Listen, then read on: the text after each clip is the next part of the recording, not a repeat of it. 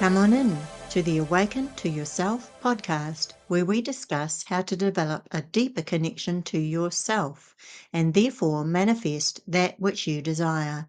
My name is Fiona Christie and I'm joined by my co host, Diane Clark Manley. Let's dive into this week's episode.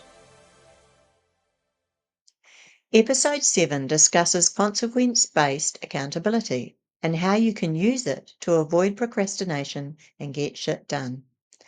Be sure to stick around to the end where we explain how you can implement this method to help you stay on track, get shit done, and importantly, avoid procrastination.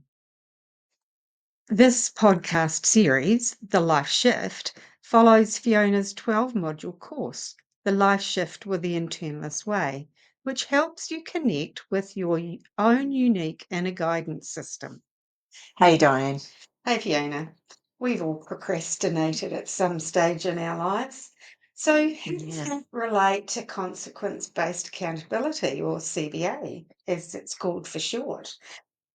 It's a topic we're talking about today, and in a nutshell, how could you help overcome procrastination so you can get shit done? Well, the name itself, consequence based accountability, because it's all about attaching a consequence to non achievement of something. So, if we attach a consequence to an outcome, Mhm. or the non-achievement of an outcome, we're far more likely to achieve it than if there's no consequence involved. We'll explain more in a minute. So, why did you develop a CBA or consequence based accountability method? And why did you originally call it 1 minute goals? Good question. So I really got frustrated with, I'd have kind of goals or things that I wanted to achieve. And what I'd often find was that I'd get so far and then I wouldn't do anything. I would just stop. Um, and what I realized was that most of the time, if we broke our goals down into bite-sized pieces, most of the things that we needed to do to achieve the goal in the first place literally would take us 1 minute to do. Like a lot of the things that we need to do, like most people, they don't start or they procrastinate because they think the thing's way too big, right? But if we break it down into micro-sized pieces, or micro pieces,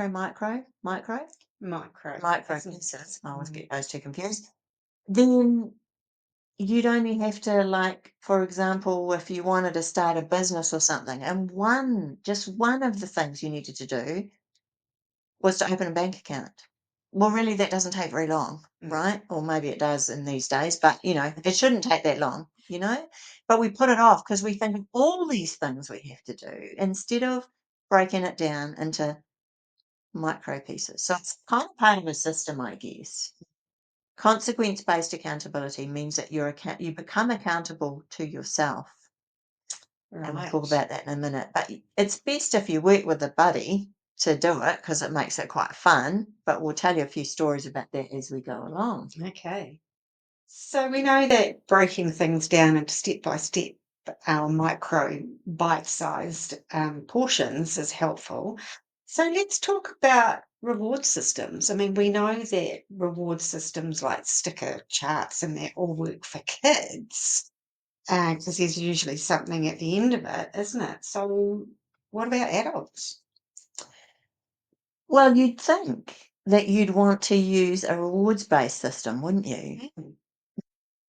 But actually, maybe not, because what psychology tells us is that human beings are far more, well, adults are more motivated by avoiding pain than they are by gaining pleasure, especially when it's something they're procrastinating about. Pain, I don't mean necessarily physical pain, but it could be emotional or, Yeah. they're afraid to do something or whatever. So what I found was I did belong to a mastermind group at one point, and this wasn't one that I ran myself. This was one that I joined into, and they had a reward system. And so I just sat and observed because I knew about this consequence-based accountability system, and I'd used it myself, and it was really useful. what I found was that because people thought about the reward, they thought, "Oh, well, let's say your reward was a massage or, I don't know, going to the movies or something." In your mind, you could go, "Well, it doesn't really matter if I don't do it because, I can go to the movies next week or, Put it off. I can put it off."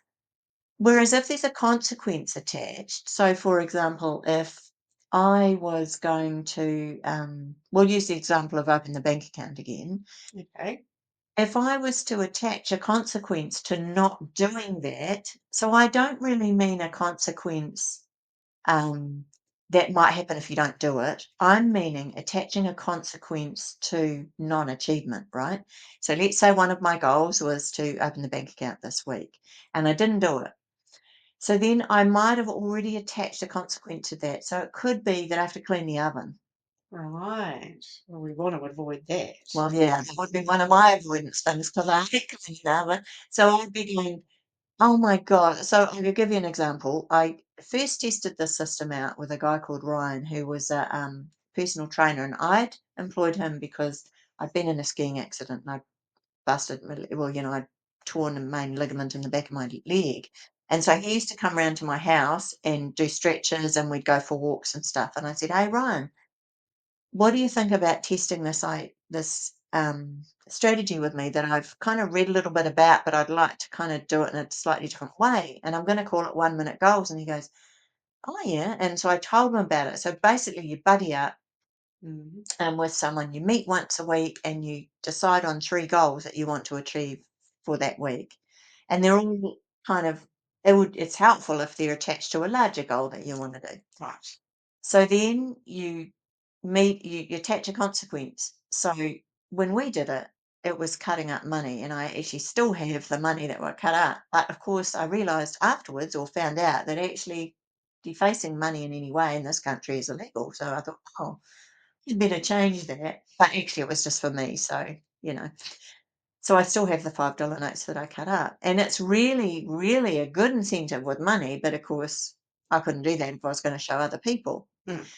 So what we would do is we would meet on a Monday. So we'd set these 3 goals, and one of mine was I had to go for 3 walks that week. Well, suddenly on Sunday night at 10 o'clock, 10 p.m., I remembered that I was going to do one of my goals was to do 3 walks that week, and I'd only done 2. So I rang up my friend Jo, who's a night owl, and I knew she'd be awake, and said, "Can you get your walking shoes on? I've got to go for a walk." I didn't want to go for a walk by myself at 10 o'clock at night. So I said, "Can you come with me?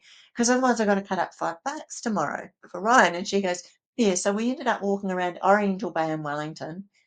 By the time we got there, it was probably 10:30, quarter to 11. You'd be amazed how many people are walking around Oriental Bay at 11 o'clock at Mhm. night. That Mhm. was quite interesting.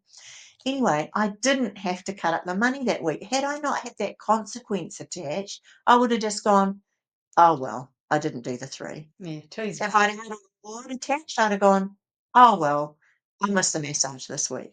Right? So that's really why it works. And what we were going to talk about, why not the reward system for kids? It works for kids. And I don't know at what point it changes, why it doesn't. But for kids, "Oh, I'm going to get the sticker," or, "Oh, maybe they're going to get the treat," because they don't actually have their own money or their own decision making in a way. Yes. Maybe that has something to do with it. I'm not Mm. sure. I'm just making this up because I don't actually know. But maybe for kids, I mean, I haven't had kids, but you have. So the star or sticker system, tell me about that. Well, that worked in the sense that they could see what they've achieved. So it's a visual It thing. was a visual thing. But I remember when they started to get cell phones as a teenager, Oh, secondhand cell phones, that was really painful to them if they did something and one of the consequences of the behaviour was that um, was the removal of the cell phone. removal of the cell phone was very painful to them. Okay, yeah. Mm. Yeah, yeah. And you can see with it, maybe how kids get grounded or they get pocket money or whatever. Yeah. But the rewards thing, like if you do this, then you can have that candy, or then you can go out to the movies with your friend, or then you can. Yeah. So for them, that's really because I guess this is interesting conversation because making me think about, well, it's kind of bringing to mind that, I guess in the child's life, the adult's the one that's making the decisions, right?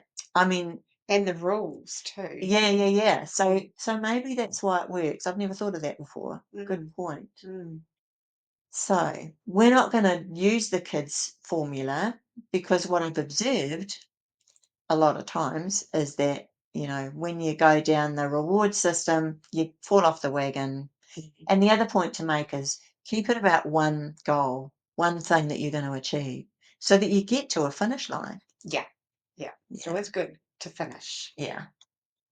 Okay, so I've got another question for you. Why don't people follow through or stick to what they've said they're going to do? Is it because they're actually fearful of what they've said they're going to do, or is there something else holding them back? Okay. You're going to remind me of the question because it's a long one and I have a tendency to go off track. So why don't they follow through was the first part. Mm, Well, and then you asked, were they fearful or was there something else holding them back? Well, that's an interesting thing, isn't it? So when we set a goal or we say we want to do something, and then we get halfway through and we go, oh no, this is too hard, or I don't want to, So it is quite hard to determine whether it's fear. And remember, you might remember from, I think we've said it on one of the other podcasts, saying fear is just an acronym for false evidence appearing real. So it's always when we're projected into the future or we're thinking about the past. yeah. It's never when we're right here. So it could be either. And so what happens is they haven't identified which it is, right, first. Mm, So there's another little thing which is called, and it's a technique that we use, right, called the orbed process. And it's like you have OAR, or above a line, and then BED, bed, below the line. So how that works is, are you sitting below the line? The B is for blame, the E is for excuse, and the D is denial. And then, or are you above the line, or what would it take to shift you above the line? And that is O, ownership, A, accountability, and R, ownership, accountability, reliability, I think. No, hang on. Ownership, accountability, reliability, I think. And then, or are you in bed? Blame, excuse, denial, right? mm, So it's a really good question to ask yourself because quite often we think, oh, no, that's just not suiting me anymore. But actually, we're below the line, blaming excuses or making excuses or denying whatever it is. And when we're fearful of the future, we make up all these stories, right? And that's where the BS shift comes in because we're often in somebody else's business mm. or worldview instead of our own, because so we make this thing out to be too hard or large as life or, and then we go, oh, no, I just don't want to do it anymore. So that's where this technique of having what is it? Accountability system. What is it? What's the acronym again? CBA. CBA. Yeah. Um, that's where this comes into fore because if you set these micro goals, if you like, 3 a week. So this is kind of how this stuff works. So you might set 3 a week and you don't achieve, but you have this consequence attached to the non-achievement, and so that I guess pushes you or gives you incentive to actually do whatever it is you said you're going to do. Mm, Pretty soon, if you keep not achieving and not achieving and not achieving, then you have to question, is it because I don't actually want this thing? Whenever we want something, so this is kind of useful to attach to it as well. We're not actually after the thing. We're never after the thing. We're after the feeling that that thing, attaining that thing, gives us, right? So you might say, well, hey, has the feeling changed? Or have I got more real about what it will mean to have this thing? And then as I get closer to it, no, actually, I don't really want it anymore yeah. because that feeling that you're after isn't attached to the thing that you know what I mean? So that's often, I've changed tech. I don't know how many times in my life. I can remember, this is a really good story. I can remember, God, if they're watching this podcast, that would be interesting. So I had applied for this job and been offered it. So I'd accepted, right? Um, And the moment I accepted, I went, "Oh God, I don't know what to do. I don't know whether I want to do it." Like, "Oh, maybe I don't want to do it." So anyway, I ended up at this counsellor's office at the time, and I knew her quite well. And she said to me, "Close your eyes." And so I did. And then she said, "I'm going to ask you a question, and you're going to answer me immediately. No, no break in the process." So she said, "So what do you want to do? Do you want to study?" Because see, the thing was, thought, "Oh, I want to go back and study and do my Microsoft Certified Professional." But oh my God, I can't pull out of the job. I've accepted it. So there was this big pressure going on. And so anyway, it turned out my choice when she said, "What do you want to do?" was, "I want to study." So I had to go back and say, "Look, I can't take the job." And I think at the time I said, "Well, my husband's going over to Australia, so I'm going to have to follow him." It was a bit of a white lie, really. But, you know, sometimes it takes for us to be pushed into the corner to make the decision, right? Mm, mm. And so that's what used to happen to me all the time when I was younger, because I wouldn't step up and go, "What do I really want?"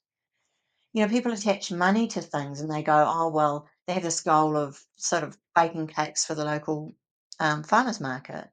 But then they go, "Oh, yeah," but then when their kind of, I guess, logical brain kicks in, they go, "Oh, well, maybe you can't make much money out of being a baker at the local stall or whatever." But plenty of people do. Mm, Do you know what I mean? We were mm. talking about that. That's what we were talking about. We had a bit of a break because we can and we can press pause. And we went and had some lunch. And what we were talking about was, hey, about people, remind me, it was people, um, was it about, so it's to do with the woman, the cake stall. And oh, yeah, making up these stories about why we can't have something. Mm. Gee, I've forgotten. That's, kind of making up stories about. So let's say you wanted to change jobs, or this happened to me. I separated from my husband. This was back, Mm, back in the piece, and I remember meeting the girls for a drink down at the local tavern, and I was saying, I'm struggling to see how I'm going to afford, to be on my own because I'm working part time and all that. So I got the spreadsheet with me, and we looked through it, and they were like, "Oh no, well you can't. You're going to have to get a full time job." But actually, looking back, it's just a perspective, right? mm. I could have changed the way that I did whatever I did. I could have changed my life and lifestyle and worked part time. But we get so attached to things having to be a certain way. Yeah. But I've gone off topic, so you're going to remind me what the question is. We were asking or thinking about why don't people finish or what stops them? And I mean, I think for me it was something that came up that said, well, I'd really like to do that. And then I procrastinate because actually what's going on behind the scenes is I'm fearful that I won't be Mm. good enough or I'm not going to be able to do it. And therefore it's like, oh well, just kind of And so, yeah, really in conjunction with this process of the CBA, it's really good to do the BS shift because we're layer upon layer upon layer, right? So that fear is from something way back when, mm, probably, mm, or is it you fear because you're projecting yourself into the future, but into a future that you're making up because of what you've experienced in the past, right? exactly. So then it's good to blast those little things away. So before you kind of give away your dream or, stop working towards your goal, find out what's stopping you because it's not what you think. Absolutely. So your question was, why don't people stick to or follow through on what they said they were going to do and they procrastinate? And that's why I called it 1 minute goals, as I said before, because most of the time it's because you're looking at this massive big picture and you've made up a story about what it's going to be, how scary it's going to be, what will people think of you, or it'll be too hard, or, whatever. Or let's say you decided you wanted to leave your job and go and work for yourself. Well, of course, all these stories will come up. But what if this happened? What if that happens? And actually, the process, the um, what is it called? CPA, the consequence based accountability, has a whole lot of stuff attached around it. And if you were to do the course, so there's templates and things like that, and you already know what's going to get in your way, right?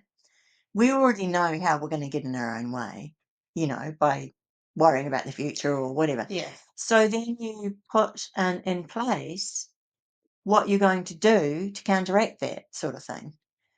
And that's why having goal buddies is great because you have Yeah. somebody else keeping you to account. Yeah. And I think that's that whole thing that one of the great things I always tend to do is tell people. Yeah. Because if I tell people what I'm going to do, I will follow through.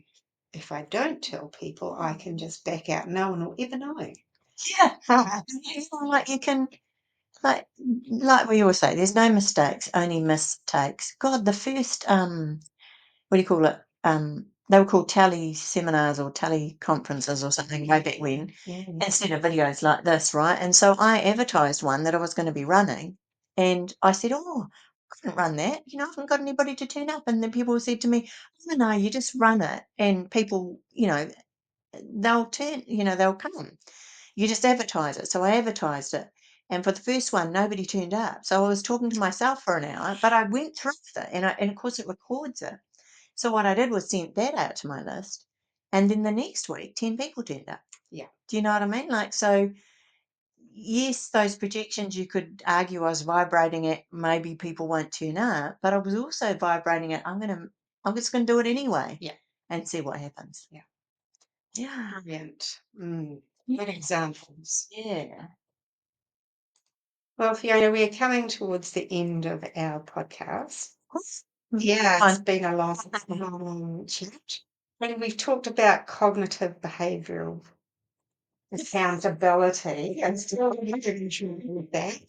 Yet you haven't specifically told us how it works. Can you No. explain that? Yeah, so consequence-based accountability, be confused with cognitive behavioral therapy. Maybe. But consequence behavioral, God, The word accountability. consequence based accountability. Right. So, what you want to know is how, specifically in a nutshell, how it works. Well, how it worked for me, and this is how it's taught in the course, is that you team up with someone. So, you have a buddy, a goal buddy, Okay. or a goal partner, GP, going along to see the GP. So it could be a goal partner, goal buddy, and you meet up on a specific day in the week. You decide when that's going to be, and then you set goals. So you might help each other. So we actually teach you how to actually